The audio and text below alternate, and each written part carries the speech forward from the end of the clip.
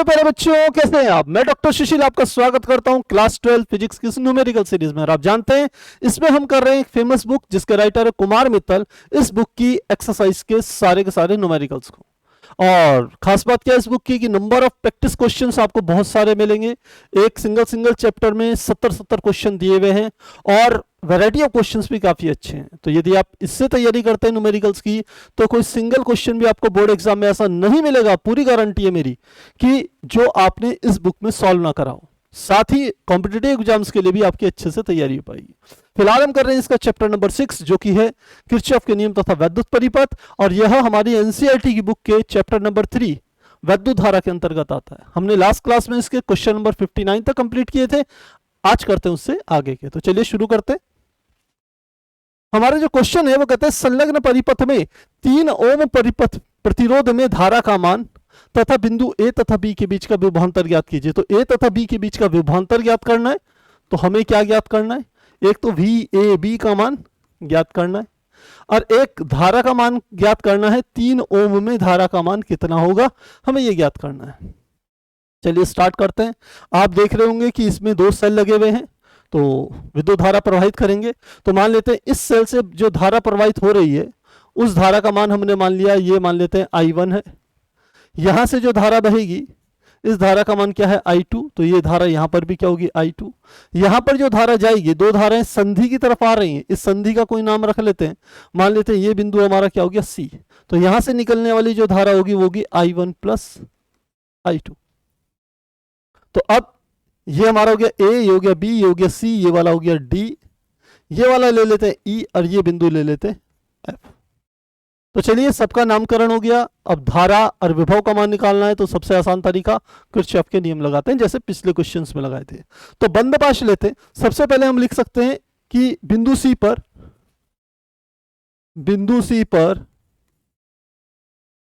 पर KCL से, Kirchhoff के प्रथम नियम से, आप जानते हैं क्योंकि हमने यहां पर चलिए I1 I2 ले रखा है, इसलिए इसकी भी लिखने की जरूरत नहीं। यदि I3 लिखते तब हमको लिखना पड़ता है ऐसा कुछ।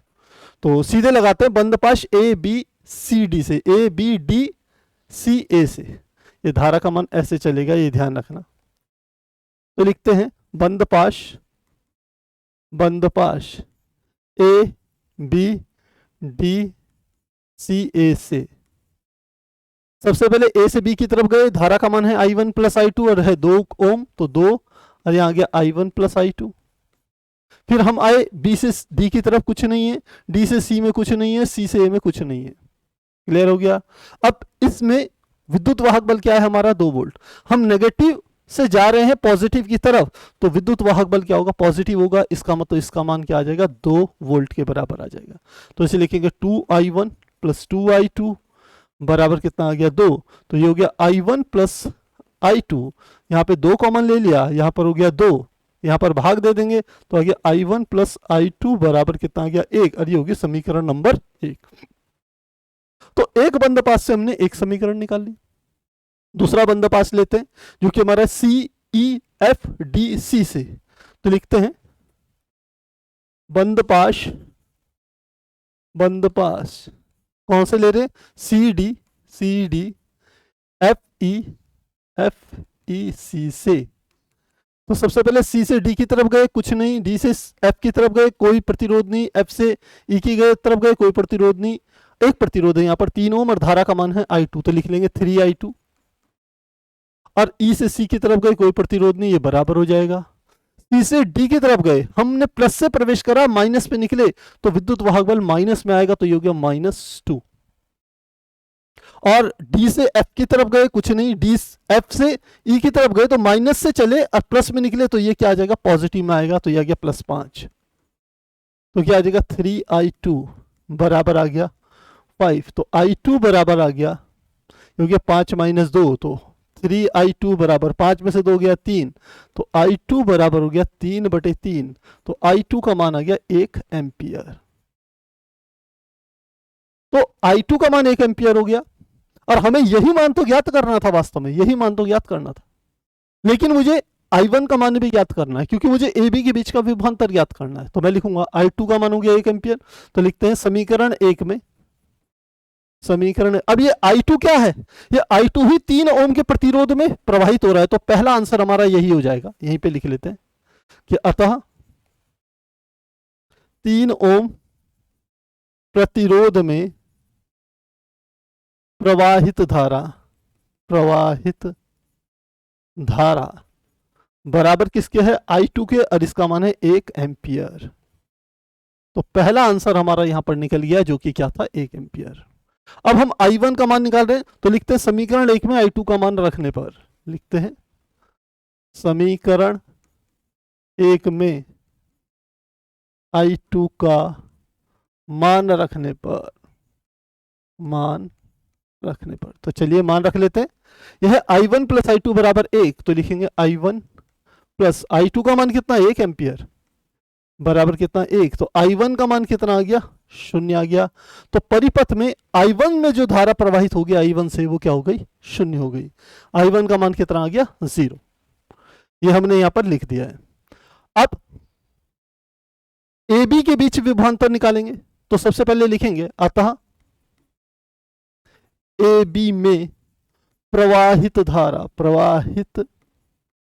धारा जो कि किसके बराबर थी, I1 प्लस I2 के बराबर थी।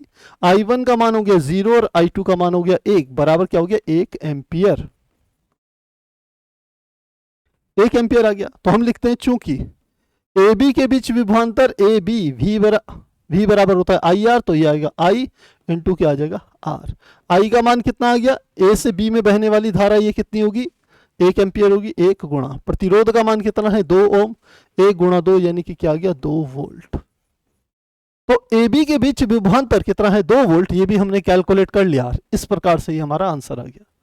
तो प्यारे बच्चों, सीधे आपने किरचॉफ के नियम लगाने, आसानी से आप इसे सॉल्व कर सकते हैं। तो चलिए स्क्रीनशॉट लेना चाहेंगे, स्क्रीनशॉट लेंगे 1 2 3 4। चलिए अगला प्रश्न देखते हैं। दिए गए परिपथ में ज्ञात कीजिए A तथा B के मध्य विभवांतर। हमें क्या ज्ञात करना है, A तथा B के मध्य विभवांतर, ये ज्ञात करना है, तथा संधारित्र पर आवेश ज्ञात करना है। ये संधारित्र लगा है, इस पर आवेश। इस प्रश्न की खास बात समझना, जब भी किसी परिपथ में कोई संधारित्र लगा होता है किसी भाग में, तो संधारित्र अपने आप में एक अनंत प्रतिरोध की भांति व्यवहार करता है। इस बात को लिख लेना। हम लिखते हैं चूंकि संधारित्र का प्रतिरोध अनंत होता है,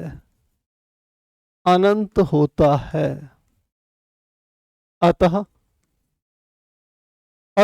ये D तथा F में सामान्यतः कोई धारा प्रवाहित नहीं होगी। अतः DF भाग में धारा प्रवाहित नहीं होगी, धारा प्रवाहित नहीं होगी।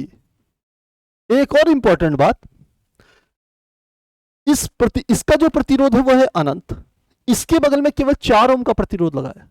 तो अनंत में यदि 4 ओम का प्रतिरोध श्रेणी क्रम में जोड़ेंगे तो जो टोटल प्रतिरोध आएगा वो भी अनंत ही आएगा। इसका मतलब ये 4 ओम का प्रतिरोध भी कोई काम नहीं करेगा।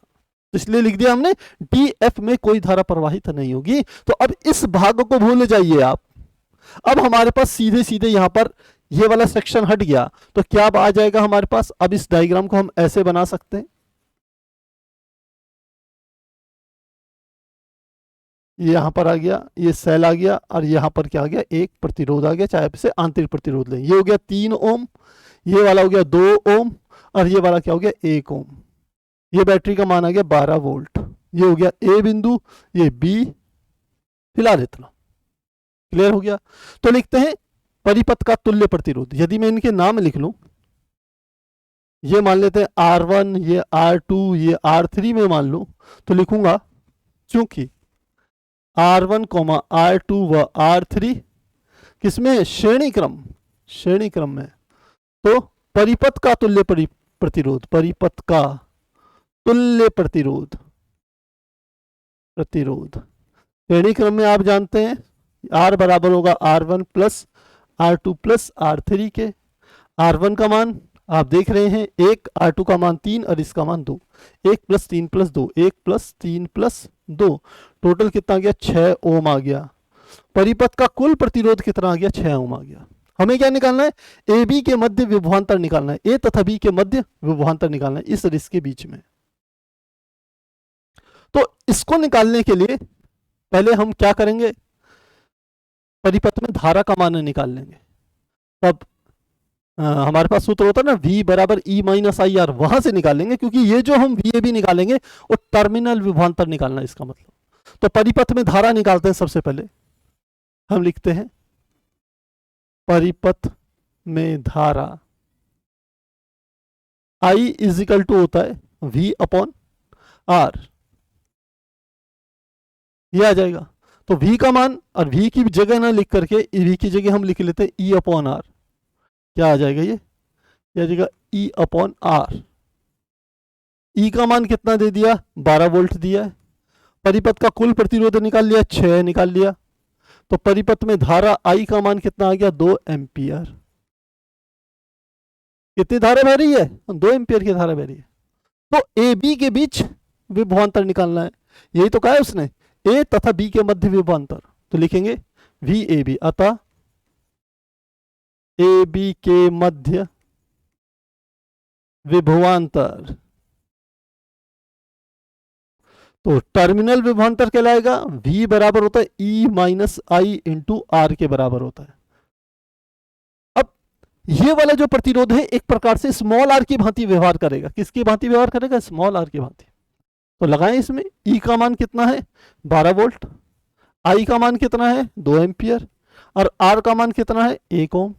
तो कितना आ गया, 12 माइनस 2 यानी कि कितना आ गया, 10 वोल्ट। वी ए बी का मान कितना आ गया, 10 वोल्ट आ गया। तो पहला काम तो हमने यहां पर निकाल लिया, एक आंसर हमारा यहां पर निकल गया, ये निकल गया। यहां पर कितना है, 10 वोल्ट। अब आगे की बात समझिए, कहता है संधारित्र पर आवेश। इस संधारित्र पर हमें क्या निकालना है, आवेश का मान निकालना है। तो संधारित्र पर आवेश का मान ज्ञात करने के लिए हमें देखना पड़ेगा डी तथा एफ के बीच विभवांतर कितना है। ठीक है, क्योंकि डी एफ के बीच विभवांतर पता चल जाए तो हम जानते हैं, हमारे को इसकी सी का मान हमारे को दे रखा है, तो इस पर आवेश निकालता है तो Q बराबर CV फार्मूले से हम निकाल लेंगे। C का मान हमें दिया है, V का मान यदि हम निकाल लें। अब ये जो दो बिंदु हैं, ये इन बिंदुओं के ही तो समानार्थी हैं भाई।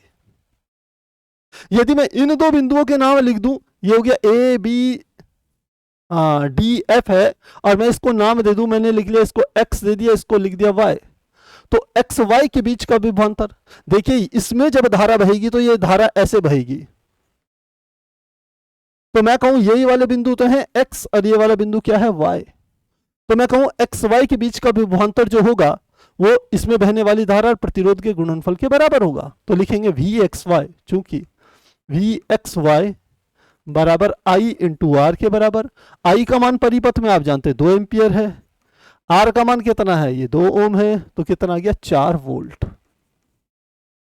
तो वी एक्स वाई का मान कितना आ गया, 4 वोल्ट के बराबर आ गया।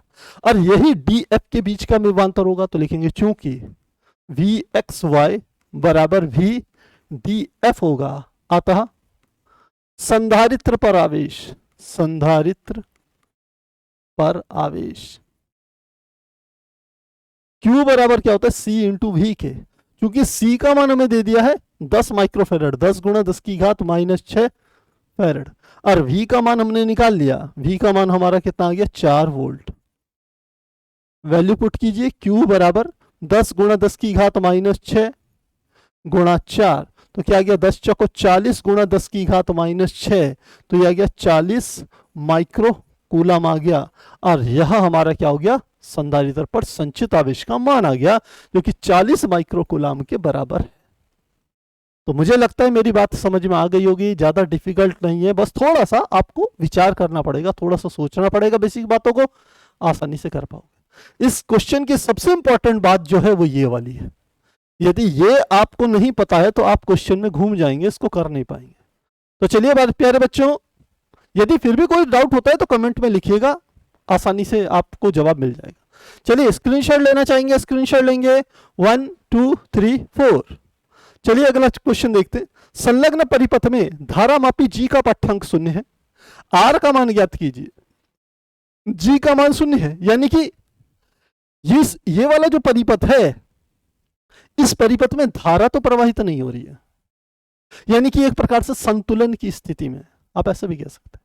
इसमें कोई धारा प्रवाहित नहीं हो रही है, लेकिन आप देख रहे होंगे यदि मैं इसका नामकरण करूं तो मैंने ये बिंदु ले लिया, मान लेते हैं ए, ये ले लिया बी, ये बिंदु ले लिया सी, इसको ले लेते हैं डी, इसको ले लेते हैं ई, इसको ले लेते हैं एफ।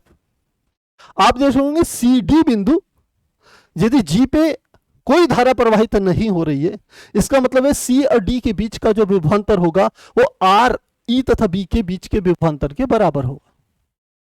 आसान बात है, क्लियर बात है।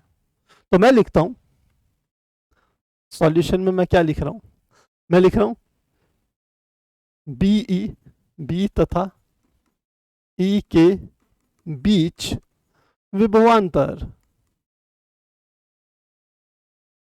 विभवांतर कितना आ जाएगा, इसको वी बी ई से रिप्रेजेंट करेंगे और यही विभवांतर होगा वी सी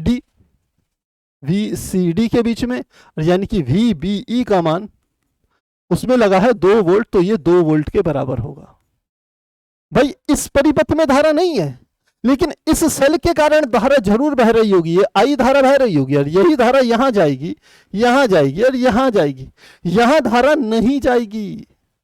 यदि इस परिपथ में धारा का मान 0 है तो बी पर यदि जंक्शन लॉ लगाएंगे, किरचॉफ का प्रथम नियम लगाएंगे, तो क्या होगा, इस बिंदु में जितनी धारा यहां से आई उतनी धारा इधर चलेगी, इधर कोई धारा नहीं गई है, न इधर से कोई धारा आई है, आप ऐसा समझिए। तो अब क्या आ गया, तो बी ई के बीच का विभवांतर हमें निकालना है, धारा निकालनी है, तो लिखते हैं चूंकि आई बराबर क्या होता है वी अपॉन आर के, वी का मान कितना आ गया वी बी सी और आर का मान हमें दे दिया आर ही है, तो I is equal to V B C का मान है 2 वोल्ट, बी और सी के बीच का विभवांतर सी डी के विभवांतर के बराबर है जो कि 2 वोल्ट है, और बटे प्रतिरोध का मान क्या हो गया आर। ये होगी समीकरण 1। तो हमने इस वाले सेक्शन के लिए धारा का मान निकाल लिया जो यहां पर बह रही है, यहां पर नहीं बह रही है, पहली बात। दूसरा, अब यहां से इस वाले भाग के लिए देखते हैं, जैसे किरचॉफ के नियम लगाते हो ना आप, तो वही किरचॉफ के नियम एक प्रकार से यहां पर लगाने। तो अब इस वाले भाग के लिए देखते हैं, तो देखते हैं ए और ई के बीच जो तुल्य प्रतिरोध होगा वह इन दोनों के श्रेणी क्रम के योग के बराबर होगा। तो लिखते हैं ए ई के मध्य तुल्य प्रतिरोध, तुल्य प्रतिरोध, तुल्य प्रतिरोध कितना आ जाएगा, ये बराबर आ जाएगा, दोनों श्रेणी क्रम में लिखते हैं तुल्य प्रतिरोध, लिखते हैं 500 ओम व आर श्रेणी क्रम, श्रेणी क्रम।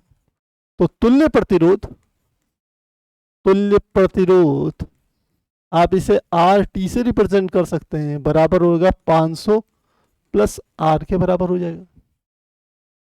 अब हमें परिपथ में धारा का मान निकालना है, तो लिखेंगे अतः I इज इक्वल टू होगा V upon R T, V का मान कितना दिया है 12 वोल्ट, आर टी का मान कितना दिया है 500 प्लस आर, इसके बराबर है। तो हमें पता चल गया I इज इक्वल टू 12 बटे 500 प्लस आर के बराबर हो गया समीकरण नंबर 2।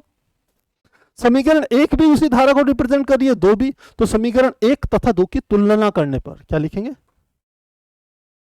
समीकरण 1 व 2 की तुलना करने पर, तुलना करने पर, तो तुलना करें, यह गया 2 बटे आर, 2 बटे आर बराबर कितना गया 12 बटे 500 प्लस आर, क्रॉस मल्टीप्लीकेशन कर देते हैं तो क्या आ जाएगा, 2 की 500 में गुणा करेंगे, यह आ गया 2, यहां पे लिख लेते हैं 500 प्लस आर, ऐसे लिख लेते हैं, और इधर की ओर है 12 गुणा आर, 12 आर, तो यहां से 2 इधर ले जाएं तो यह हो गया 500 प्लस आर बराबर 12 आर बटे 2, तो ये हो गया 500 प्लस आर बराबर आ गया 6 आर, तो ये 500 इधर ही रहने दीजिए, ये हो गया 6 आर माइनस आर, 6 में से 1 गया 5 आर, तो क्या आ गया 5 आर इज इक्वल टू 500, तो आर का मान कितना आ गया 500 ओम।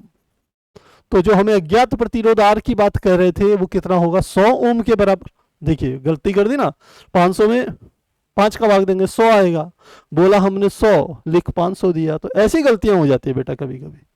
कितना आ गया 100 ओम आ गया, और यही हमारा क्या हो गया आंसर बिल्कुल मैच हो गया। तो इस प्रकार से हम प्यारे बच्चों इस प्रश्न को हल करेंगे। एक सामान्य सी बात है, यदि धारा का मान 0 दे दिया, यानी कि इस पूरे परिपथ में E से D, D से C, C से B, इस पूरे परिपथ में धारा शून्य होगी। ये बेसिक इसमें नियम है। तो चलिए स्क्रीनशॉट लेना चाहेंगे, स्क्रीनशॉट लेंगे 1 2 3 4। अगला क्वेश्चन है क्वेश्चन नंबर 63। एक दिए गए तार का प्रतिरोध मीटर सेतु से ज्ञात करने के लिए, अब थोड़ा सा मीटर सेतु का आपको पता होना चाहिए क्या होता है। मीटर सेतु चलिए मैं आपको एक बार समझा दूं, क्योंकि मीटर सेतु आपको पता होना चाहिए। ये मीटर सेतु होता है जहां पर रेजिस्टेंस बॉक्स लगा हुआ होता है, फिर यहां पर एक अज्ञात प्रतिरोध लगा हुआ होता है। इसे S से रिप्रेजेंट करते हैं, इसे R से रिप्रेजेंट करते हैं। यहां पर हमारा क्या होता है, ऐसे करके टर्मिनल बने हुए होते हैं। यहां पर हमारा एक ऐसे करके बना लेते हैं इसको। यहां पर ये होता है 1 मीटर का तार बना हुआ होता है, 1 मीटर का ऐसे तार बना हुआ होता है, ध्यान देना। और इन बिंदुओं से घूम करके यहां पर एक सेल बना हुआ होता है या बैटरी कह लीजिए, और साथ ही इसमें एक कुंजी भी कह सकते हो आप, एक कुंजी लगी हुई होती है, और ये यहां पर जुड़ी हुई होती है। इनके बीच वाले पॉइंट से, बीच वाले बिंदु से क्या होता है, एक गैल्वेनोमीटर निकल के आता है, और यह इस पर ऐसे करके स्पर्श करके संतुलन की स्थिति को ज्ञात करता है।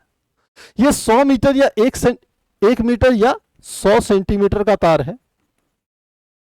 यदि यहां से लेके यहां तक की लंबाई जो भी है, जिसको मैं L से रिप्रेजेंट कर रहा हूं, तो ये वाली लंबाई जो होगी 100 माइनस L के बराबर होगी।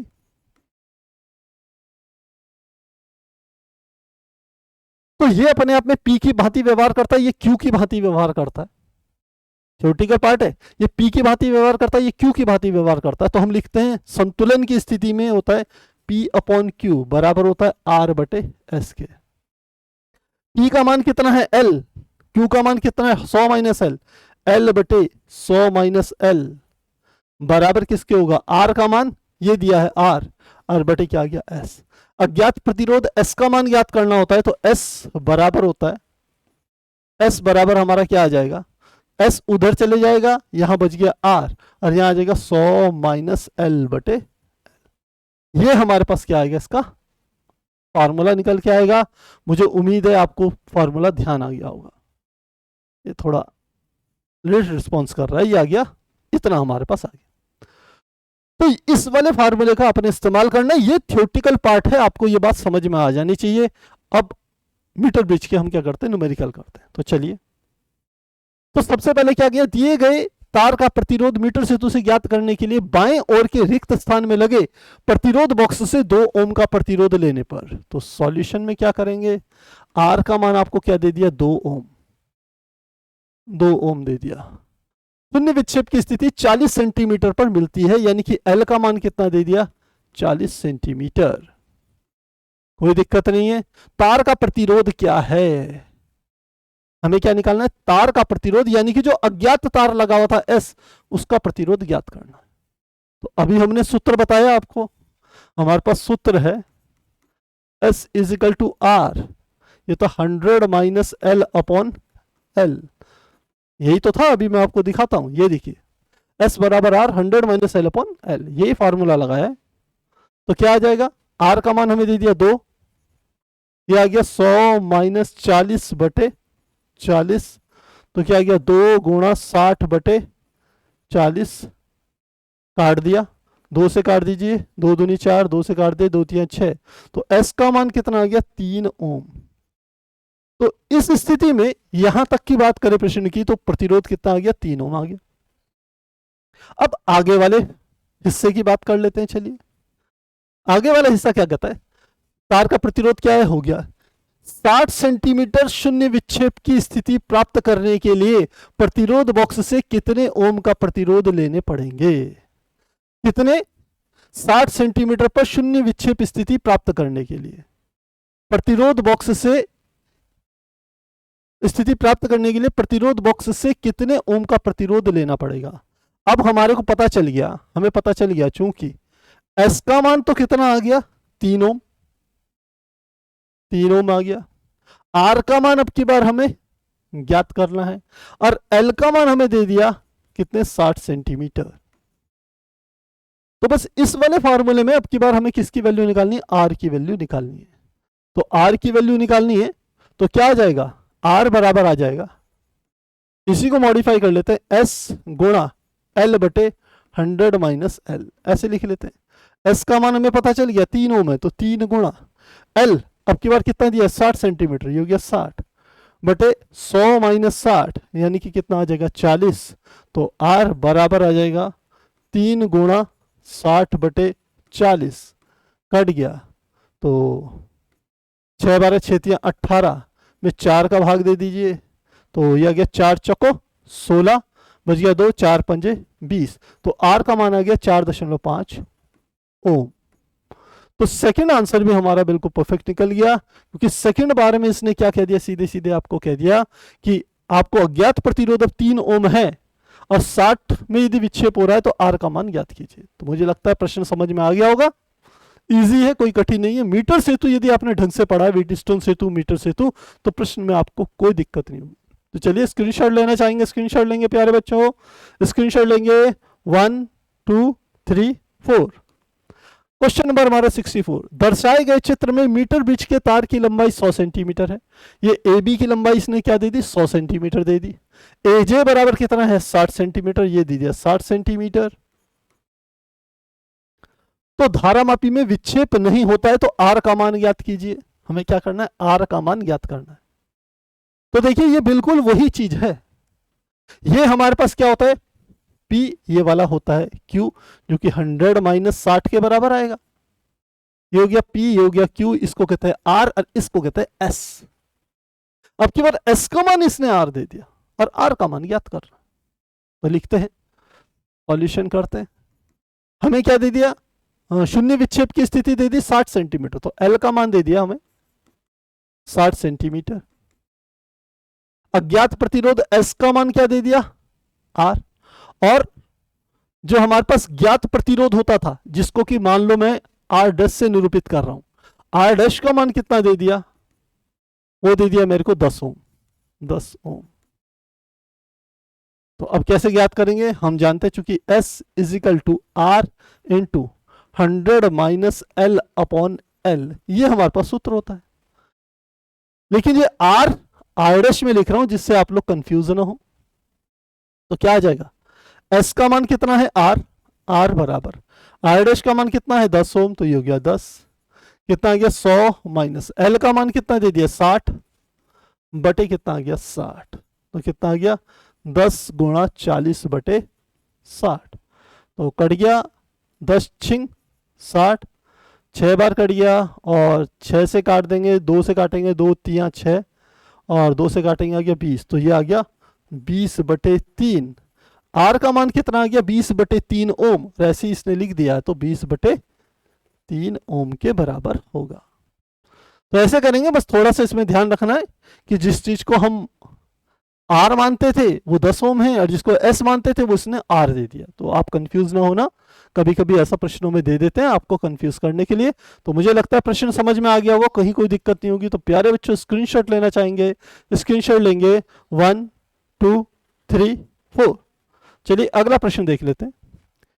3 वोल्ट की एक बैटरी जिसका आंतरिक प्रतिरोध 1 ओम है, एक विस्पर्शी तार से जोड़ी गई है जिसकी लंबाई 100 सेंटीमीटर व प्रतिरोध 5 ओम है। एक वोल्टमीटर जो नगण्य धारा लेता है तार की 60 सेंटीमीटर लंबाई के बीच जोड़ा गया है। वोल्टमीटर का पाठ्यांक क्या है, यदि वोल्टमीटर 150 ओम तो उसका पाठ्यांक क्या होगा। अब मेरी बात समझना, जो इस टाइप के प्रश्न है ये विभव मापी से संबंधित है, और विभव मापी कुछ इस प्रकार से इसका डायग्राम होता है। मोटा मोटा डायग्राम मैं बना रहा हूं। एक इसमें ये सेल होता है और बहुत बार यहां पर हम क्या लगा देते हैं, एक रियोस्टेट भी लगा देते हैं। यहां पर जाकर के एक तार बना हुआ होता है जिसकी कुछ भी लंबाई हो सकती है, और यहीं से हम घुमा करके एक बैटरी जिसका आंतरिक प्रतिरोध ज्ञात करना होता है उसे हम यहां से जोड़ देते हैं एक गैल्वेनोमीटर के साथ से। इस गैल्वेनोमीटर की सुई यहां जाकर के शून्य विक्षेप की स्थिति को ज्ञात करती है। और यदि ये बिंदु ए है, ये बिंदु बी है, तो हमें ए से लेके बी, ये जो ए बी है, तो वी ए बी, यदि इसको मैं मान लू क्या है, ये ई है, ये ई है और ये है E1। तो ध्यान रखना E1 बराबर होता है शून्य विक्षेप की स्थिति में ए तथा बी के बीच का विभवांतर VAB। और यहीं पे आपने एक शब्द और पढ़ा होगा जिसे कहते हैं विभव प्रवणता। यदि इस तार की टोटल लंबाई में L कहूं, या टोटल लंबाई कैपिटल L कह लूं, तो विभव प्रवणता होती है,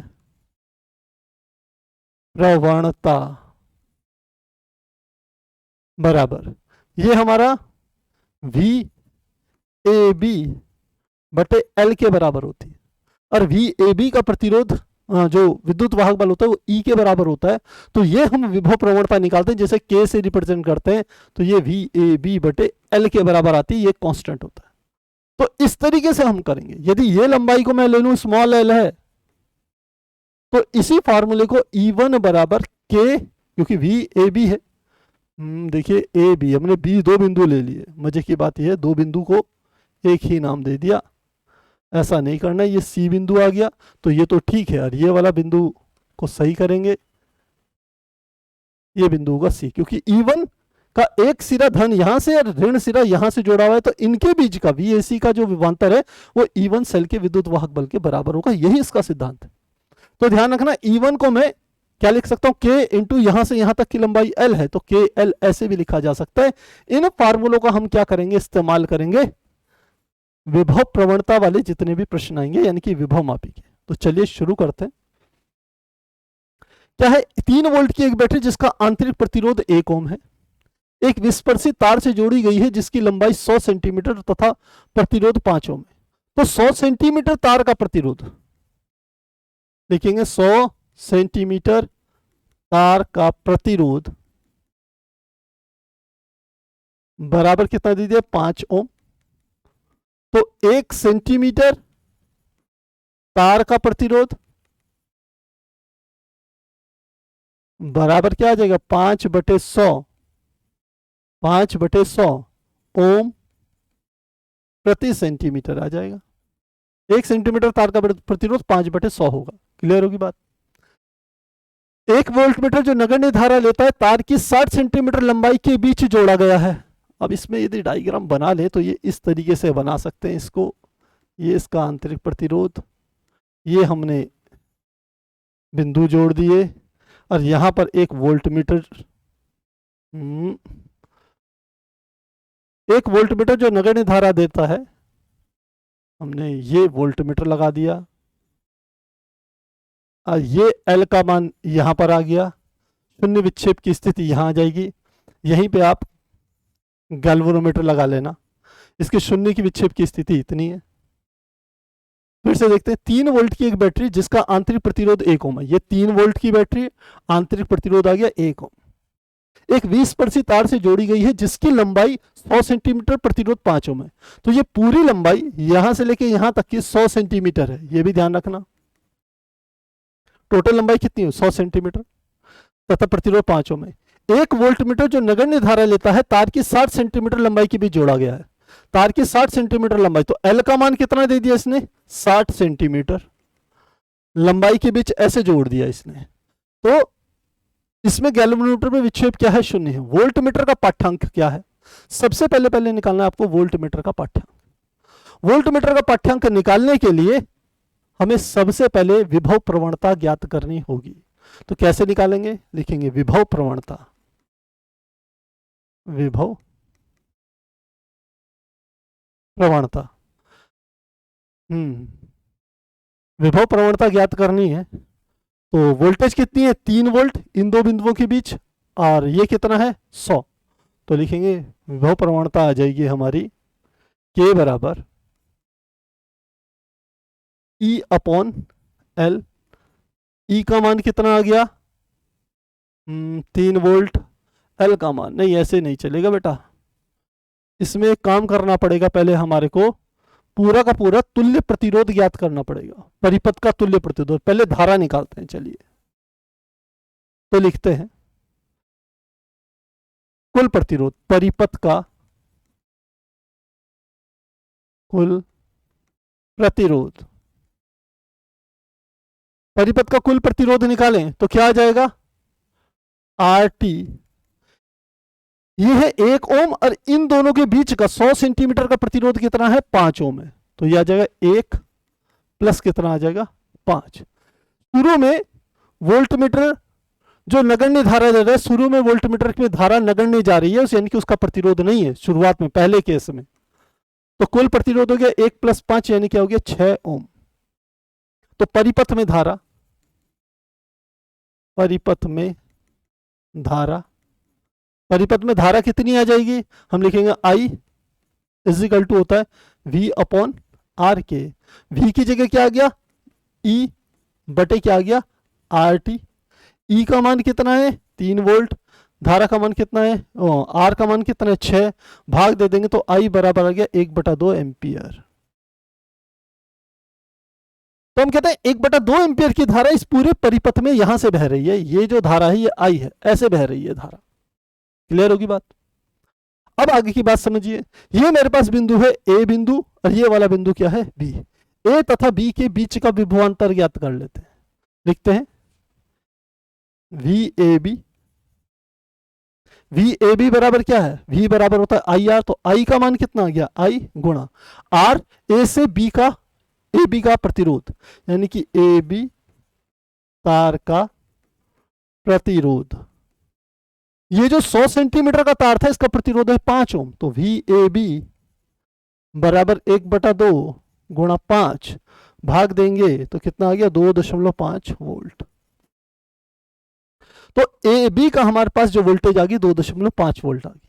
अब इस VAB से हम K की मान निकालेंगे जो कि आता है विभव प्रवणता, क्योंकि आपको A तथा ये बिंदु मान लेते हैं C।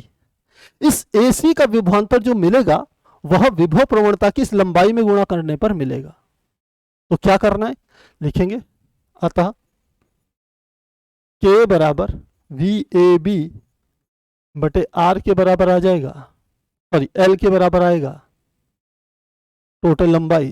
तो VAB कितना है, 2.5 बटे कितना आ जाएगा हमारा, टोटल लंबाई कितनी होगी, 100 सेंटीमीटर तार की लंबाई होगी। अब 100 से भाग दीजिए तो ये हमारे पास आ जाएगा K बराबर इतने बटे इतना, और ये आएगा वोल्ट प्रति सेंटीमीटर आएगी ये वाली। इसको लिखेंगे, थोड़ा सा और सॉल्व कर लीजिए, दशमलव लगाए, 0 हटा दिया, 25 चौको 100 0, तो 1/40 वोल्ट प्रति सेंटीमीटर। और यदि वोल्ट प्रति मीटर में निकालना हो तो K बराबर आ जाएगा 2.5 बटे था 100 सेंटीमीटर, यानी कि 2.5 बटे 1 मीटर, और कितना आ जाता, 2.5 वोल्ट प्रति मीटर, इतना आ जाता। तो यहां तक क्लियर है। सबसे पहले थोड़ा सा 1 सेकंड से देख करके ये बताइए, फिर हम चलते हैं आगे।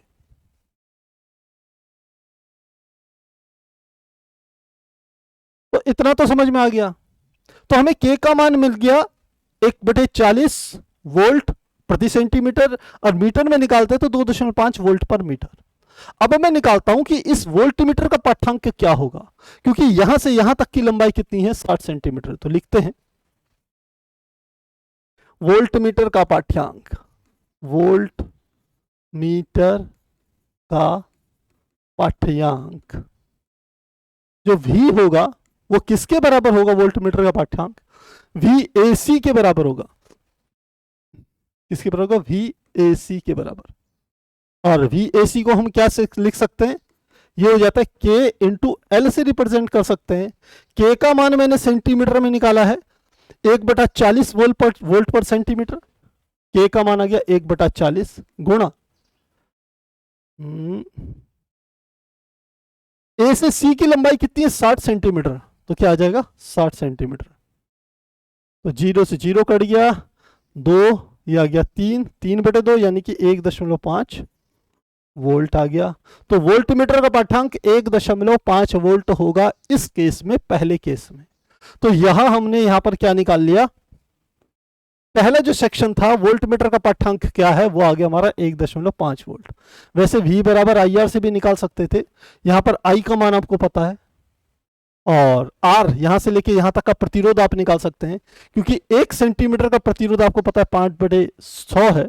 तो यदि इसमें 60 की गुणा करते तो क्या आ जाता, 5 गुणा 60/100, तब निकालते आई के साथ गुणा करके तो भी निकल जाता। दोनों मेथड से निकाल सकते, पर हमने यहां पर विभव प्रवणता यानी कि इस सूत्र से निकालने की कोशिश की।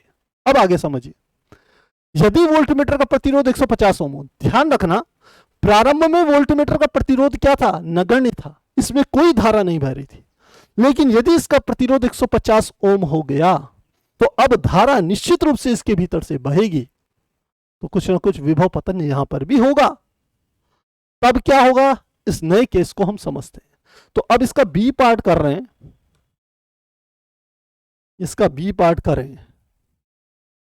यदि वोल्टमीटर का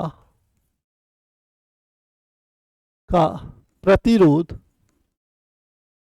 बराबर कितना है, 150 ओम, तो अब हमें क्या करना है, इससे क्या परिवर्तन निकलेगा, इससे पूरे परिपथ का कुल प्रतिरोध बदल जाएगा।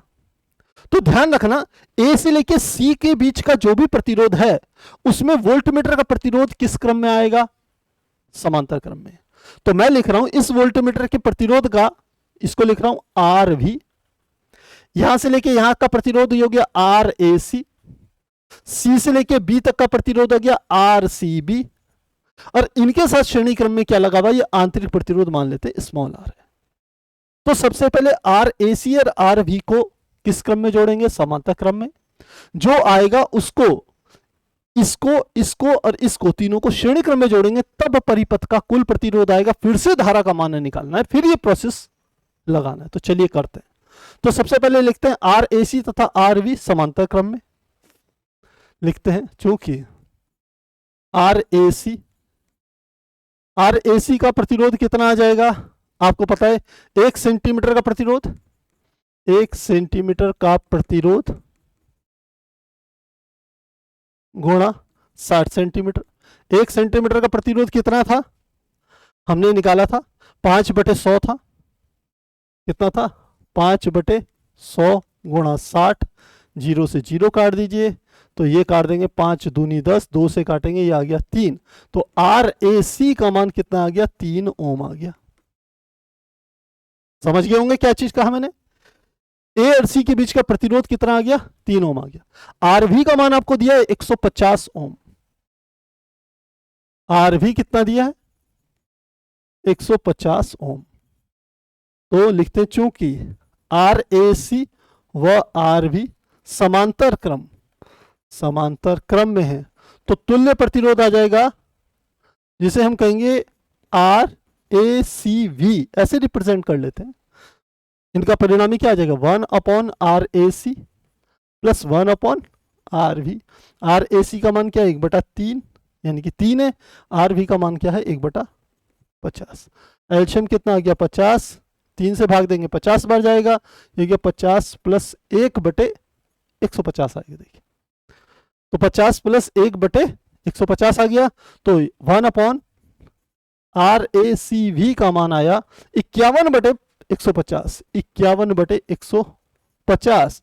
तो हम लिख सकते हैं आर ए सी वी का मान आ गया 150/51 ओम।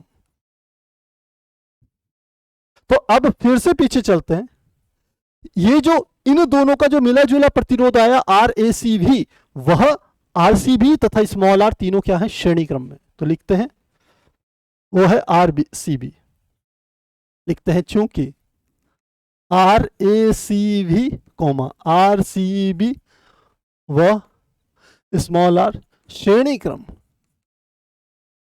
तो सबसे पहले आर सी बी निकालते हैं, आर सी बी बराबर 1 सेंटीमीटर का प्रतिरोध गुणा आर सी बी का मान कितना है, इसकी लंबाई कितनी है, सी से बी तक की लंबाई, यदि ये 60 है तो ये लंबाई कितनी होगी 40 सेंटीमीटर होगी, ये लंबाई कितनी होगी 40 सेंटीमीटर।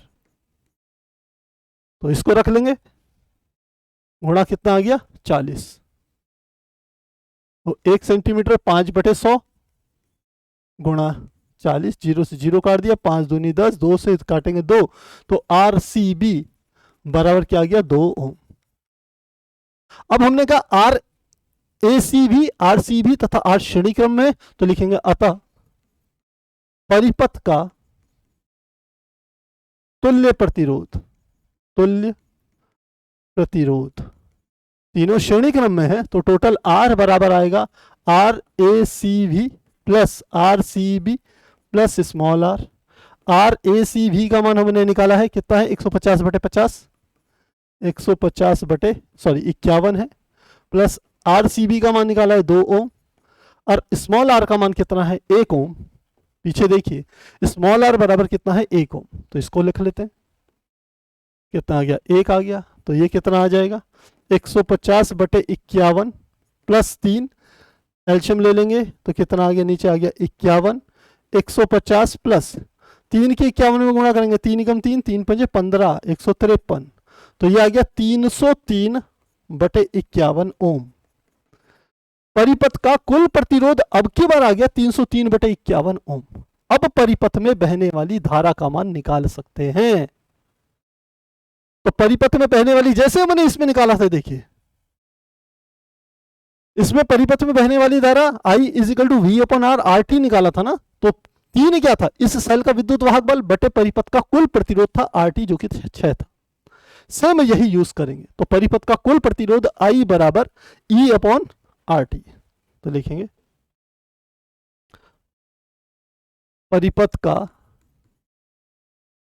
कुल प्रतिरोध, परिपथ में कुल धारा, लिखेंगे परिपथ में कुल धारा I बराबर E बटे कुल प्रतिरोध, कुल प्रतिरोध।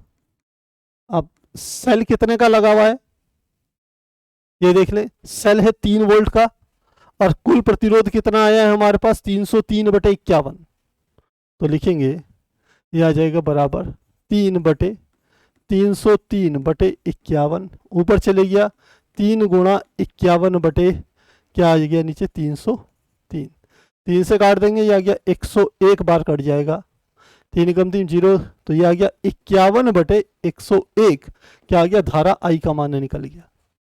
अब हमें क्या क्या चीजें निकालनी है, फिर से चलते हैं बैक। हमें क्या निकालना है, वोल्ट मीटर का प्रतिरोध इतना हो तो उसका पाठ्यांक क्या होगा। तो पाठ्यांक निकालने के लिए हमें यह देखना पड़ेगा सबसे पहले A तथा ये वाला जो बिंदु है C, इसके बीच का कितना मान होगा, वोल्टेज का मान कितना होगा। तो देखिए परिपथ में धारा का मान आपको पता चल गया।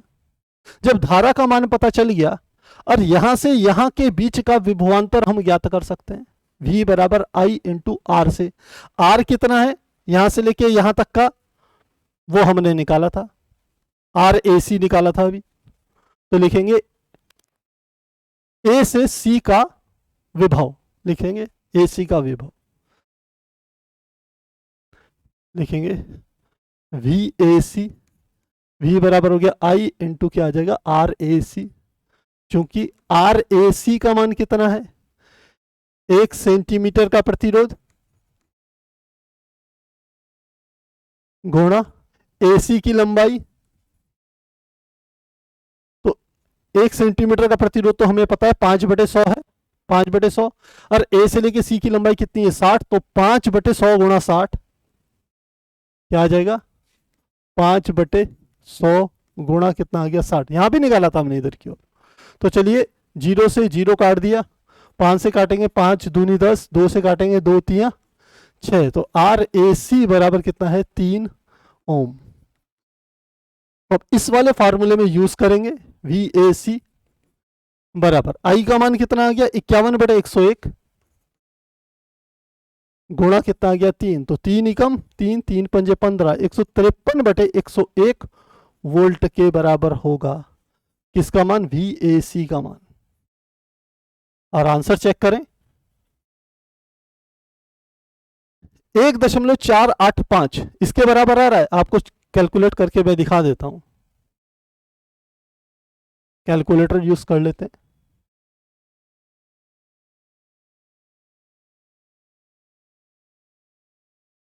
ये लीजिए 153 में 153 में भाग देना है किसका, 101 का, 101। आंसर क्या आ जाएगा, 1.51 1.5148 वोल्ट। तो इतने के बराबर हमारा क्या आ जाएगा, मान निकल के आ जाएगा। मुझे लगता है बिल्कुल मैच करना चाहिए। 1.485 आ रहा है। तो एक बार बेटा थोड़ा सा मैं इसको चेक कर रहा हूं।